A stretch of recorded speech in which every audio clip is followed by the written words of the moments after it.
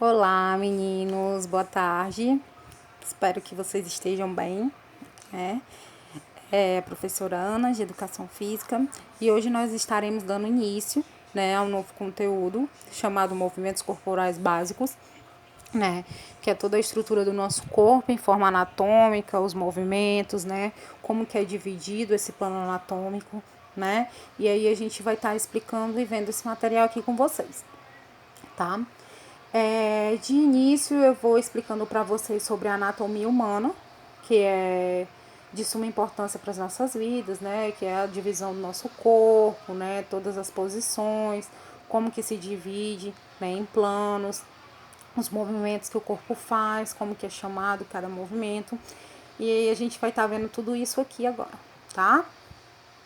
A anatomia humana. O que seria a anatomia humana? A anatomia humana ela é o campo é o campo da biologia responsável por estudar a forma e a estrutura do organismo humano, bem como as suas partes.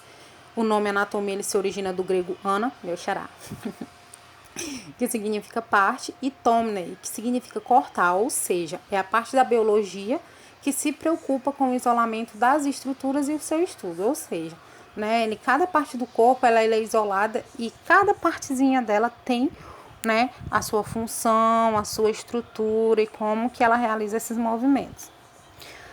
A anatomia ela subutiliza principalmente da técnica conhecida como dissecação, que se baseia na execução de cortes que permitem uma melhor visualização das estruturas do organismo. Vocês já devem ter visto, principalmente quem quer fazer o curso de medicina, né? Geralmente no curso de medicina eles pegam um corpo, né, de uma pessoa já morta e fazem a dissecação, e através dessa dissecação a gente consegue ver, né, as estruturas do organismo, cada parte ali na sua mais detalhada forma possível. E essa prática ela é realizada aqui, como fala, né, nos cursos da área da saúde, medicina, odontologia e fisioterapia. Aqui, ó, nesse exemplo, vocês estão vendo a posição anatômica, né? O que seria essa posição anatômica? Ela é uma posição de referência que dá o significado aos termos direcionais, né, utilizados na descrição das partes e nas regiões do corpo. Como vocês estão vendo aqui, essa posição sempre ereta, né, com as mãos, a palma das mãos voltadas para frente, né, e o modo como se movimenta a sua postura ou a relação entre uma área e a outra assume o corpo como um todo numa posição específica chamada posição anatômica, né? Deste modo, os anatomistas, quando escrevem seus textos, eles referem-se ao objetivo de descrição, considerando o indivíduo como se estivesse sempre uma posição padronizada. Esse exemplo aqui que vocês estão vendo, ela é a posição anatômica, tá? Posição ereta, reta, em pé, né? E o corpo ele está numa postura ereta, né? Em pé, posição ortodástica ou bípede, com os membros superiores estendidos ao lado do tronco, né? E as palmas das mãos voltadas para a frente. Cabeça e pés também eles são apontados para frente e o olhar para o horizonte. Então, essa é a posição anatômica, tá? E essa posição anatômica, eles têm vários planos. Quais seriam esses planos? Esses planos são o que vai dividir o corpo em partes, tá? Cada parte do corpo ele tem um plano. E neles nós temos 3 planos, né, ortogonais, que são eles, os planos frontais, os planos transversal e o plano sagital, tá? O que seria o plano sagital? Ele divide o corpo simetricamente em laterais, né? Esquerda e direita. A parte esquerda do corpo e a parte direita do corpo ela é chamada de plano sagital, tá? Que vocês estão vendo aqui, né? Nessa partezinha rosa, né? Que é dividida ao meio. Nós temos o plano coronal ou frontal, que divide o corpo em partes anterior, que é a parte ventral, e a posterior, que é a parte dorsal, né? O coronal, né? Aqui, essa parte frontal, que é nesse painelzinho aqui, que vocês estão vendo verde, essa partezinha verde, né? Frente e costas. E nós temos o plano, né? Horizontal, né? As ações horizontal e transversal, né? Que ele inclui essa parte aqui amarelinha, que vai dividir os membros inferiores dos membros superiores, tá? divide o superior e inferior, que seria o superior cranial, que é essa parte do dorsal para cima, o crânio, e inferior, que é caudal, tá? Nós temos aqui a tabelinha com a divisão, tanto do plano sagital, frontal e o transverso, tá? A parte da coluna, ela pode ser feita no plano sagital, flexão e extensão, plano frontal, flexão lateral, e o plano transverso pode ser rotativa, tá? Rotação. O ombro, nós temos a flexão e extensão, plano frontal, abdução e adução, e o plano transverso, a rotação interna e externa. Assim como o quadril, temos na parte sagital, no plano sagital, a flexão e a extensão, né, que é os movimentos utilizados, né, nessa parte do quadril, a abdução e a adução no plano frontal, e no plano transverso, a rotação interna e externa. E a parte do tornozelo, que no plano sagital temos a dorsiflexão e flexão plantar, o frontal, a inversão e inversão, e o plano transverso, rotação interna e externa, tá?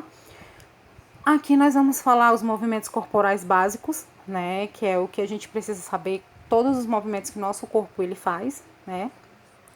E nós temos a compreensão dos movimentos em relação ao plano e ao eixo, que são encontrados e de grande importância para médicos, fisioterapeutas, educadores, todos os profissionais da área da saúde, né? Ele vai ter uma melhor localização dessas partes do corpo, que eu vou aproximar bem para vocês.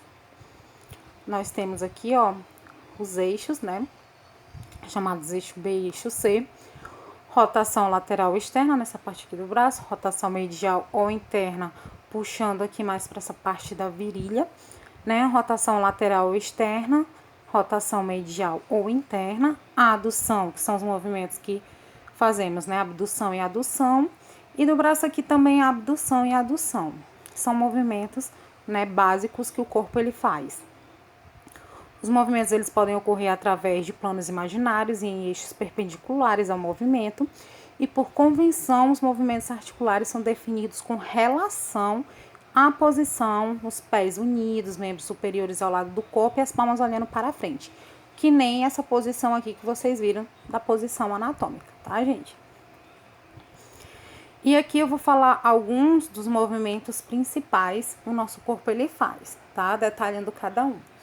Nós temos o movimento de flexão e extensão, que são movimentos que são encontrados em todas as articulações, né, praticamente do nosso corpo. Tornozelo, joelho, quadril, tronco, ombro, cotovelo, punho, dedos. A flexão ela faz com que haja diminuição do ângulo relativo dos segmentos, ou seja, a aproximação dos segmentos. Já a extensão faz com que haja o aumento desse ângulo relativo, tá? Aqui um exemplo, ó, de todos os movimentos que a atleta tá fazendo, né, a corrida. E através desse movimento é trabalhado todos os movimentos de flexão e extensão. Nós temos os movimentos de adução e abdução, né, que geralmente é aquele movimento de abrir e fechar, abrir e fechar. Esses movimentos, eles são comuns, né, ao de flexão e extensão, e eles ocorrem nas articulações metatarsofalángicas do quadril, ombro, punho, né? E a abdução é o movimento para longe da linha média do corpo ou do segmento, e a adução é o movimento de aproximação, ou seja, aquela parte de fechar, né? Aproximação da linha média do corpo ou dos segmentos. Aqui você tá tendo, ó, uma abdução, que é a abertura, né? E a adução, que é o fechamento, tá? E nós temos os movimentos de rotação interna e externa. O que seriam esses movimentos, professora, de rotação interna e externa? Vamos explicar aqui. As rotações, elas podem ser tanto mediais, também chamadas de internas, quanto laterais, também chamadas de externas, tá? Como a linha média atravessa os segmentos do tronco e da cabeça, as rotações nesses segmentos são descritas para a esquerda e para a direita, a partir da perspectiva de quem realiza, né? Aqui vocês estão vendo a rotação interna, né, do ombro. Essa parte aqui já é a rotação externa do ombro, já tá mais parte de abrir, né? Então, essas são os movimentos de rotação interna e externa, tá? Espero que tenha ficado mais ou menos claro para vocês. Qualquer dúvida, tá? Podem ir no privado e perguntarem, tá, meus amores? Beijos!